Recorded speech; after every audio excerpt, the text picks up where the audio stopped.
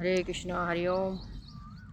आज एकादशी है तो हम दिल्ली इस्कॉन गए थे और वहाँ एक भाई साहब आए प्रभु जी, तो वो पूछ दिए जो आप लंबा वाला तिलक क्यों नहीं लगाती हो। तो हमारे ब्राह्मणों में कहा जाता है जो शादीशुदा हो जाते हैं ना तो वो बन जाते हैं शिव शक्ति, तो उनको ऐसा ही लगाना चाहिए चंदन, चाहे वो मर्द हो या औरत। और जो भगवाधारी सब है उनके लिए है वो लंबा वाला जो चंदन लगाते हैं ना, ऐसे वाला ऐसे करके। और यहाँ तुलसी माता तो उनके लिए है। विष्णु जी ही महादेव भी बनते हैं, 3 विष्णु जी रहते हैं, एक सबसे हेड है वही है श्री कृष्णा जी। तो खाली वो रूप में जो है ना जो भगवाधारी सब है उनको ही त्रिपुर चंदन के, त्रिपुर नहीं बोलते उसको, ऐसे करके लगाते हैं। जो हमारे भी एक दादाजी थे वो भी थे, मतलब कभी शादी नहीं किए, लेकिन उस टाइम में इतना ज़्यादा वो नहीं था जो भगवा ड्रेस सब, तो कभी शादी नहीं किया है। और जब राम मंदिर का मामला हुआ था तो उसमें वो आए थे और चारों धाम गए थे, बहुत सारा गाना गाते थे। क्योंकि उस टाइम में जब बद्रीनाथ गए थे तो बिल्कुल कुछ भी नहीं था और रोड बन रहा था, तो बोल रहे थे खटारा आएगा और लेके जाएगा, यानी ट्रैक्टर को। हाँ, बद्रीनाथ। और तो बोल रहे थे जो रास्ता नहीं था केदारनाथ बद्रीनाथ की तरफ, तो वो बन रहा था और हर जगह जाते थे, मतलब महादेव के मंदिर भी और भगवान के मंदिर भी। तो खटारा को बोलते थे, ट्रैक्टर पहले था ना ढुर ढुर करते रहते थे, तो उसको बोलते थे, छोटा छोटा टेम्पो से खटारा बोलते थे।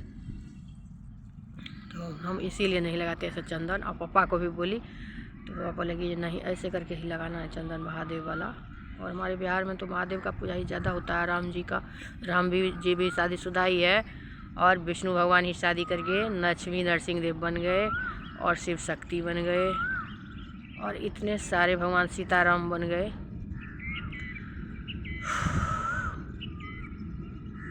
एक ही है हमारे आदि पुरुष, और वही अलग अलग रूप लेकर के हमारी दुनिया को चला रहे हैं। बात यही है, इसलिए मैं ऐसे चंदन लगाती हूँ। और बोले पापा को जो पापा कंठी ले लो आप, तब करना शालिग्राम का पूजा, तुलसी शालिग्राम का। तो अब तुलसी शालिग्राम भी आप देखे हुए महादेव सीरियल में भोले बाबा ने यमुना माता से शादी करी थी, तो वही है श्री कृष्णा जी ही जब शादी कर लेते हैं ना तो बन जाते हैं महादेव।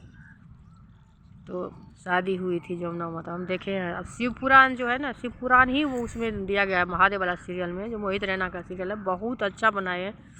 और मुझे कुछ भी मन में डाउट होता है ना तो उनका कुछ ना कुछ शॉर्ट आता है उसमें, तो मुझे हो जाता है। लेकिन अभी मैं उतना ज़्यादा, और था शिव पुराण मेरे घर में, थोड़ा बहुत मैं पढ़ी हूँ, ज़्यादा नहीं, बहुत पहले पढ़ी है, इतना दिमाग मेरा तेज़ नहीं है तो कुछ याद रहे। और मेरी बेटी भी एक बार पढ़ लेती उसको याद हो जाता है, लेकिन मुझे इतना याद नहीं रहता। और मेरे हस्बैंड भी ऐसे ही है, कहीं कुछ पढ़ लिए एक बार भागवत गीता पढ़े, इनका बहुत सारा श्लोक याद हो गया, मुझे तो याद ही नहीं होता है। तो भगवान किसी किसी को दिमाग देता है बहुत ज़्यादा, वो कुछ नहीं करना चाहते हैं, लेकिन जिसको नहीं देता है ना। और वरदराज भट्टाचार्य वाला कहानी है मेरा ज़िंदगी में, और वो भी बोले थे, उनको निकाल दिए थे गुरुकुल से, तो गए, जा रहे थे अपने घर, तो गए पानी पीने के लिए, प्यास लग गई थी, वो भी भगवान का ही होगा कुछ, और देखे उस पर रसरी का निशान पड़ा हुआ है वहाँ पर।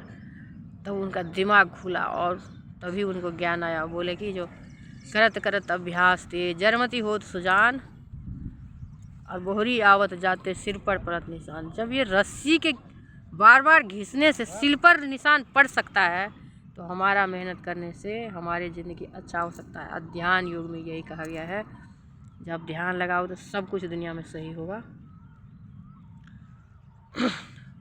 हरे कृष्णा हरि ओम। सब मस्त रहिए, खुश रहिए, और अच्छे विचार अपने मन में लाइए। मंदिर जाइए, देखिए इस्कॉन कितना लोग जाते हैं, सबको अच्छा होता है तभी जाते हैं।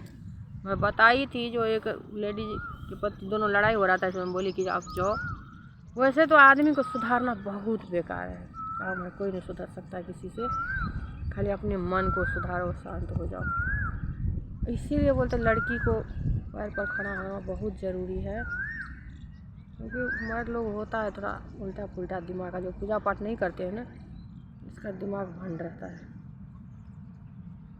और वही महादेव वाला विनाशक रूप है, तो कोई कृष्णा जी वाला बहुत प्यारे होते हैं, मुस्कुराते रहते हैं। तो मर्द में भी ऐसा ही बहुत लोग हैं। हमारे घर में 4 भाई है तो 4 अलग अलग है, तो मैं देखती हूँ। हरे कृष्णा हरे।